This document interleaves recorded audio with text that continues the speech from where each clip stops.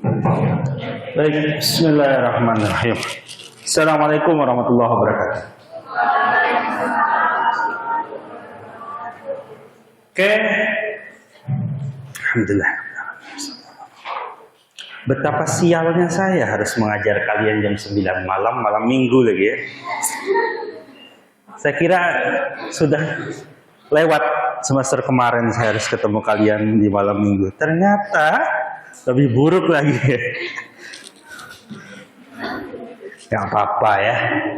Begitulah kuliah, tidak menyenangkan. Begitulah cinta, derita tiada akhir. Oke, saya ada waktu 50 menit ke depan untuk membersamai kalian mahasiswa semester 6 rata-rata. Nggak tahu kalau ada yang ngulang. Ini mata kuliah peminatan pidana dengan judul apa? Kejahatan pidana. Jahat sekali memang. Dibuat jam 9 malam. Oke. Baik, saya sangat memaklumi kalau ada yang tidur di kelas ini karena saya pun ngantuk. Saya tadi berangkat dari rumah jam 7 dari Tenggarong demi kalian. Luar biasa baiknya saya ya. Sial. Baik, nggak apa-apa. Satu semester depan kita akan bersama di mata kuliah cybercrime, bahasa kerennya. Selama ini akan mempelajari satu bagian peminatan dari pidana yang spesifik akan bicara tentang kasus-kasus yang bagi saya menarik ya, nggak tahu bagi kalian. Kenapa menarik? Karena ini membahas sesuatu yang sangat update, sangat baru, yang terus berkembang dan oke. Nah ini salah satunya kejahatannya nih. Tuh kan? Kesini hilang. Oke, tes. Baik. Ini akan bicara tentang satu kasus yang sangat dekat dengan kita. Dekat sebagai pelaku, dekat sebagai korban. Para pemain slot itu ada? Ada? Ngaku aja. Para korban slot. Yuk, monggo.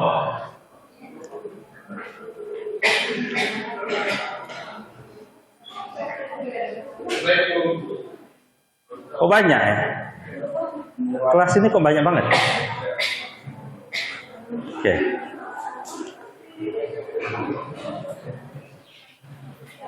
Baik, saya ulang.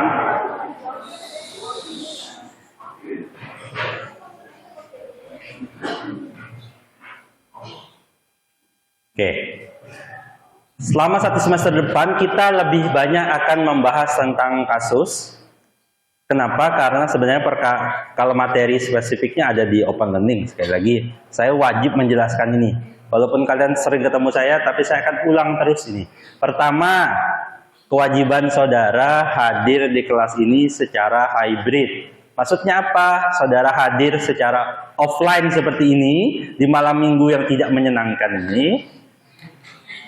Sekali lagi pesan saya, tetaplah datang walaupun tidak bermanfaat, tetaplah hidup walaupun tak berguna. Ya, datang saja, karena itu menjadi syarat saudara akan lulus semester depan. Bagi yang mau lulus semester depan, yang nggak mau nggak apa-apa. Saya kuliah 9 semester, sekarang bisa jadi dosen. Jadi kalau kalian mau jadi dosen, ya nggak harus 9 semester. Oke, saudara bisa lulus semester depan. Jadi saya wanti-wanti yang pengen lulus semester depan, luluslah mata kuliah ini. Karena mata kuliah ini akan ketemu lagi di semester genap berikutnya. Kalau saudara tidak lulus di kelas ini, maka peluang saudara lulus 7 semester akan sirna begitu saja. Kenapa saya wanti-wanti ini? Karena saya kan ketemu kalian di semester kemarin yang saya sudah wanti-wanti, tolong jangan ada yang dapat E.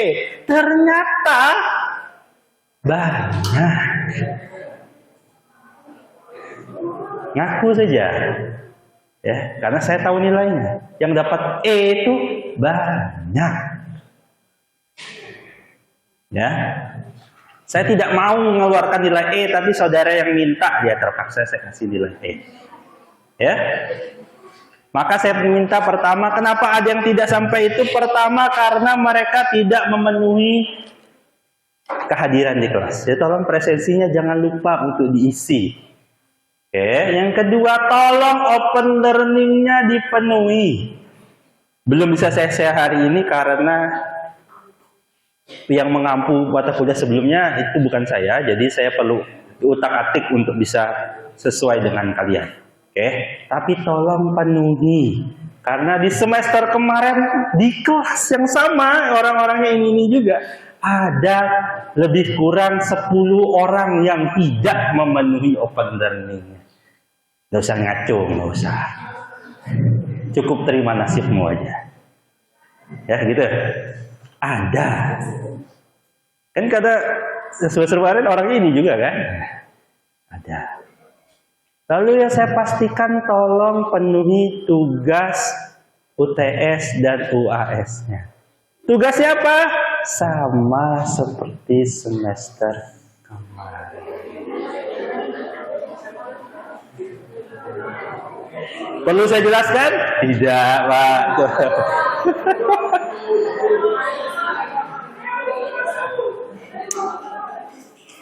Tidak kurang dari 7 orang, ya, seingat saya, yang tidak lulus karena saya tidak menemukan tugasnya di OPL. Pak, saya sudah ngumpul, Pak. Yakin betul? Iya, saya tunjukin nggak ada di OPL-nya. Wahai kaum-kaum yang ngumpulnya mepet, kerjakanlah dari sekarang. Saya ingatkan dari awal semester ya. Jadi jangan ada lagi yang bilang, Pak tolong minta waktunya tambah-tambah. Karena saya beritahu dari awal semester. Dan saya masih ingat betul, saya tidak ingat namanya, saya lupakan orangnya. Tapi saya tahu betul ada orang menchat saya dari salah satu kalian di kelas ini. Menanyakan, Pak kenapa nilai saya jelek? Saya sudah hadir semua, OPL saya memenuhi, tugas saya kumpul, UTS UAS saya ikut. Saya tunjukkan Turnitin dari tugasnya, angkanya 98%. Orangnya ada di sini, yakin saya.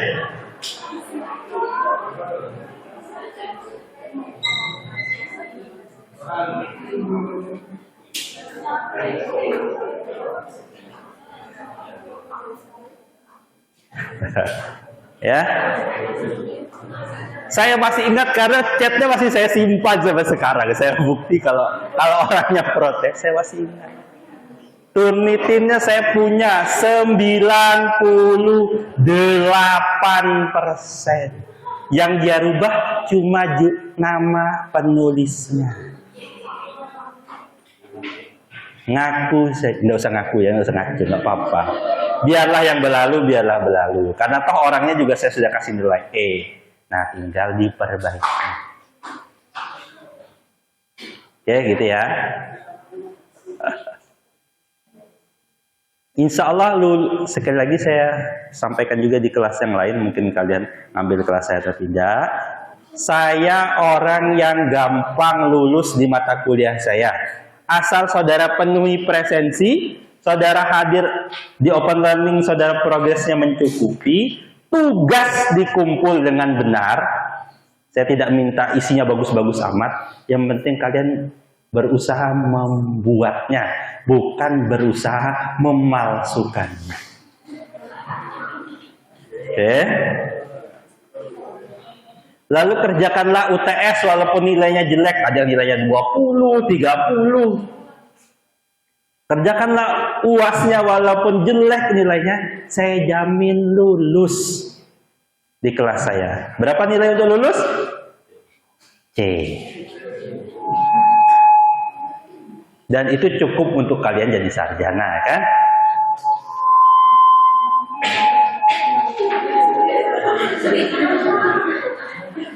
Ada yang sensi nih kayaknya. Gitu ya. Jadi saya pastikan lulus di mata kuliah itu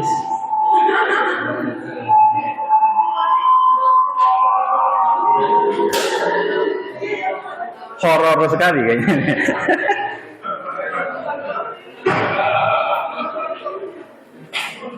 Terus, baik.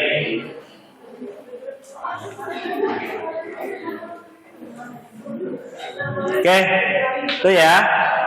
Untuk lulus di kuliah saya gampang, ya. Untuk dapat nilai C di kelas saya itu gampang.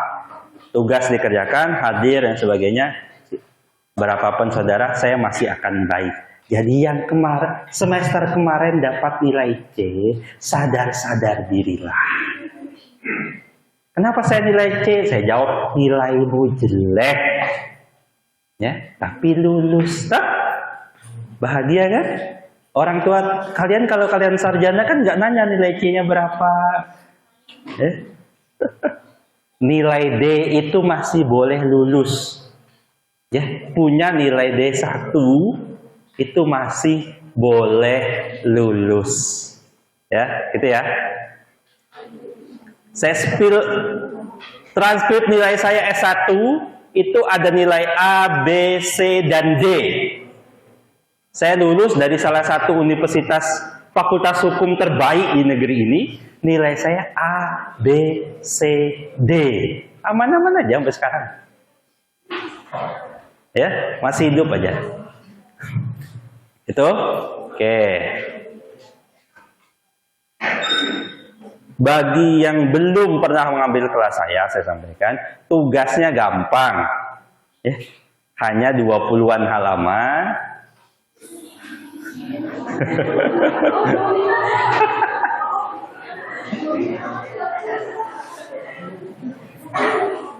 Nanti panduannya akan saya posting di bagian apa tuh?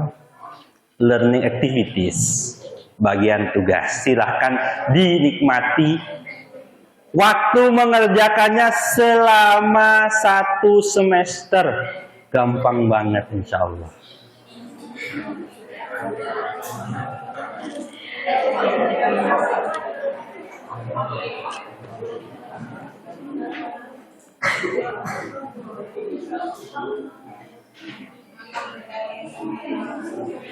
Itu ya. Ambil napas dulu, jangan. Kalian kan semester 6, bentar lagi lulus.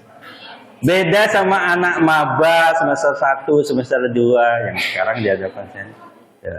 Sekali lagi, tugasnya dikumpul nanti di open learning, tidak perlu dicetak, mahal. Ya, oke, sip ya. Sebagai cara membantu saudara membuat tulisan, maka seperti biasa kelas saya akan minta saudara mencari satu artikel jurnal terkait mata kuliah ini. Mata kuliah kita judulnya ada cybercrime. Hari ini hanya pengantar, jadi saya tidak akan kasih materi. Cybercrime, kejahatan siber dan sebagainya. Kalian sedang lulus mata kuliah hukum siber? Ya. Oke. Di mata kuliah hukum siber, saudara diperkenalkan terkait dengan tentang siber, telematika dan sebagainya. Saudara dikenalkan di dalamnya itu ada aspek perdatanya, ada aspek tunnya, ada aspek salah satunya pidananya. Nah, di peminatan pidana kita akan mendalaminya. Semester kemarin itu ada yang sebagai contoh mana orang yang nggak apa-apa ya, ini bukan malu ya. Masa kemarin tuh ada yang tertipu di kelas ini ya, tertipu minta mengatasnamakan saya, ya. Ada orangnya mana angkat tangan? Nggak hadir. Oh beda binatang. Oke. Ada ya. Kenapa saya menceritakan itu? Ya itu salah satu bentuk simple, ringan ya. Bentuk ringan kejahatan yang hadir dari buah dari teknologi. Teknologi yang kita gunakan saat ini sangat membantu kita. Oke. Membantu kita dalam banyak hal. Tapi juga membantu para penjahat-penjahat untuk lebih kreatif mendapatkan hasil kejahatannya. Salah satunya bentuknya sama, penipuan, tapi metode yang digunakan lebih menggunakan media. Ada kita mengenal dengan nama undang-undang ITE. Undang-undang ITE itu pada dasarnya kejahatannya biasa-biasa aja. Sama aja yang dulu, dari zaman dulu gitu-gitu juga. Orang jelekkan orang lain, kamu gendut, jelek, dasar apa? Dari dulu ada.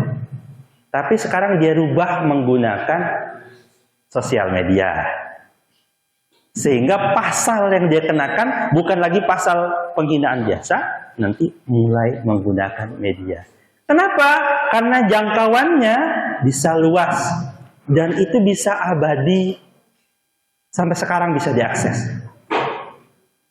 Kejahatan yang dia lakukan, menjelek-jelekkan sesuatu 10 tahun yang lalu, sampai sekarang masih bisa diakses jejak digitalnya.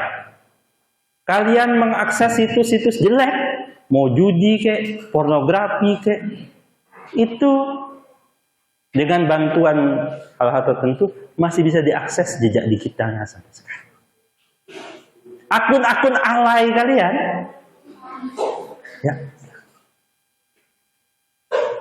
ya, sampai sekarang bagi yang tidak dideaktif masih bisa diakses. Saya kemarin ya kalau di beberapa sosial media itu kalau kita cek kembali postingan 10 tahun, 15 tahun yang lalu, kalian enggak ya? 10 tahun yang lalu, kadang kita akan miris dengan emang kayak saya kayak gini ya, kayak gitu. Ternyata sekarang lebih beda. Nah, dari berbagai media itu saya ingin pengantar saja. Malam ini saya tidak akan menggunakan waktunya begitu panjang. Saya pertama mau curhat. Saya ini korban kejahatan siber. Gitu. Saya cerita dulu aja biar kalian tahu ada beberapa. Sebegitu dekat. Saya korban secara tidak langsung sih. Jadi bulan kemarin, bulan Januari itu tanggal 12, bapak saya itu meninggal dunia.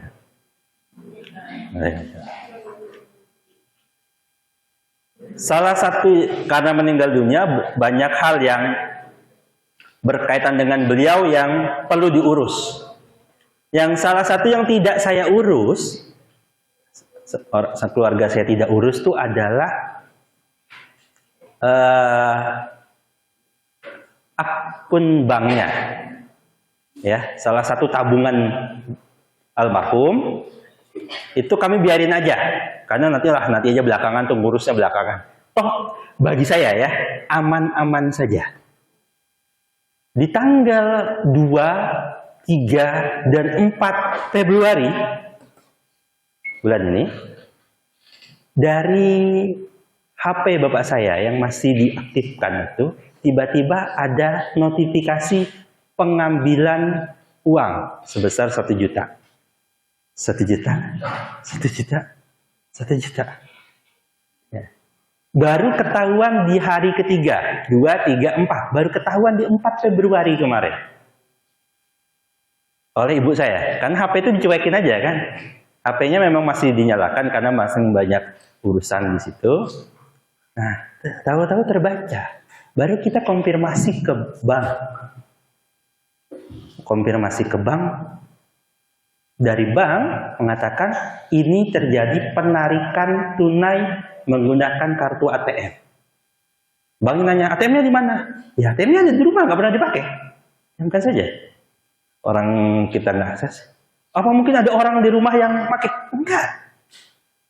Jadi kita testing pun ATM yang di rumah itu masih bisa dipakai. Berarti yang terjadi adalah ada penggandaan ATM. Padahal menurut keterangan orang bank, atau mungkin di sini bank, ATM itu hanya bisa aktif satu saja. Saya nggak tahu juga, kan gitu. Banyak. Kenapa bisa ada 2 kartu ATM yang aktif? Oleh karena itu hari itu juga kita rubah PIN-nya, kita coba sampai hari ini aman.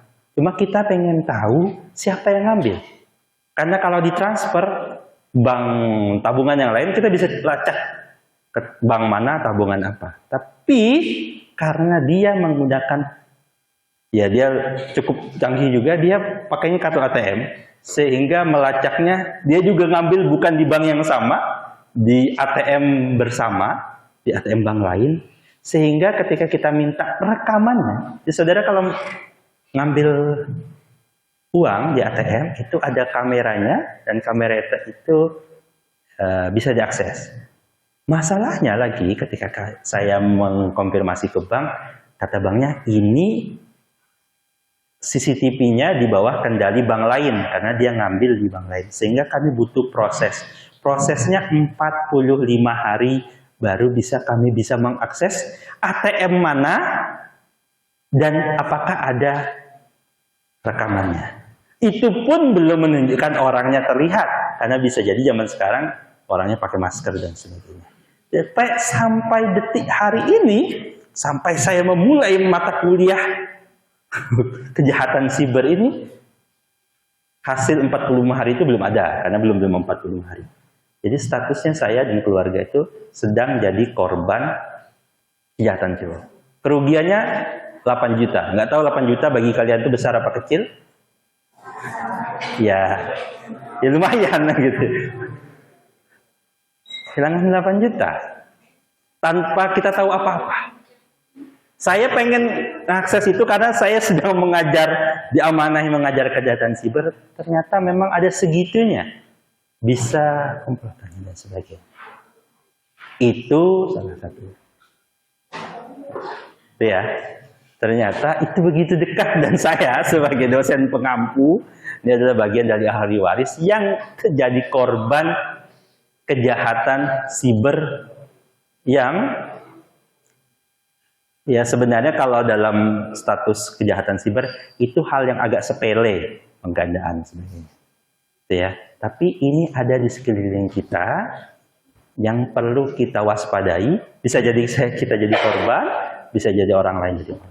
Saya masih ingat saya mengambil mata kuliah yang mirip ini di S2 ketika saya ngambil S2 bersama para polisi-polisi. Banyak di kelas saya waktu itu polisi. Judul mata kuliahnya adalah penyidikan tindak pidana tertentu, tindak pidana khusus. Salah satu yang banyak dibahas di kelas itu adalah penyidikan kasus-kasus yang seperti ini, yang masuk dalam kategori kejahatan siber. Kasusnya banyak, mengungkapkannya susah, dan bisa jadi terungkap tapi mahal memprosesnya. Oh Pak, ternyata penipunya itu ada di Thailand. Jadi slot itu sumber yang banyak di Thailand. Bisa diacak, bisa diakses. Tapi karena dia di luar negeri, polisinya terhambat kasus. Korbannya ada, pelakunya diperkirakan ada, tapi sampai hari ini belum juga bisa terselesaikan. Kayak gitu ya. Ada pertanyaan? Tidak ada. Tidak. Ada pertanyaan untuk berkaitan dengan untuk lulus di kelas ini, itu aja. Itu dulu yang pertama. Karena sekali lagi saya ingin di kelas saya ini lulus semua, tapi entah kenapa ada di antara kalian yang tidak ingin lulus. Ya. Oke. Harapannya mudahan di kelas ini dapat C semua? Enggak ya? Lulus semua. Bisa A, bisa B, bisa C. Ya gitu. Oke. Yang kedua saya minta persiapan pekan depan. Pekan depan saudara akan ditunjuk secara acak untuk mempresentasikan hasil bacaan saudara terhadap jurnal yang saudara. Oke. Sudah paham?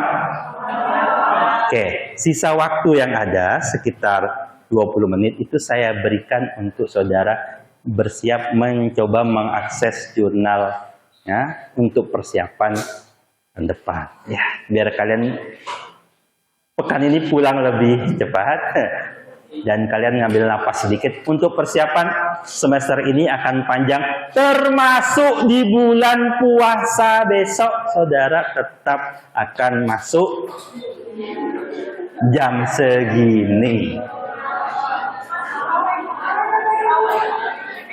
Ya?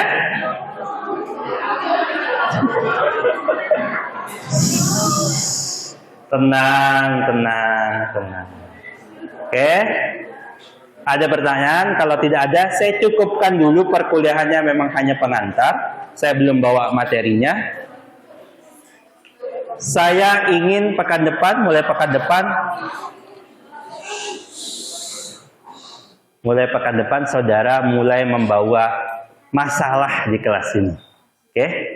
Nah, masalah-masalah itu yang kita akan coba lihat. Kasus-kasus itu yang akan kita lihat bagaimana ia dan kemungkinannya di masa depan seperti apa. Saya tutup ini dengan satu cerita. Ada satu selebgram, cantik. Dia fotonya banyak di mana-mana. Ternyata terungkap kalau dia itu adalah laki-laki. Cewek, di gambarnya tuh kelihatannya cewek. Kenapa? Dia pakai kamera-kamera jahat gitu ya. Yang dia menampilkan kalau dia itu. Udah dia nge-like banyak sekali cowok-cowok. Ternyata faktanya dia adalah laki-laki. Sebegitu jahat, berpotensi jahat media yang kita punya, maka silahkan mahasiswa peminatan pidana untuk mengeksplor terutama dalam tugas yang akan dikumpulkan di akhir semester. Demikian, assalamualaikum warahmatullahi wabarakatuh.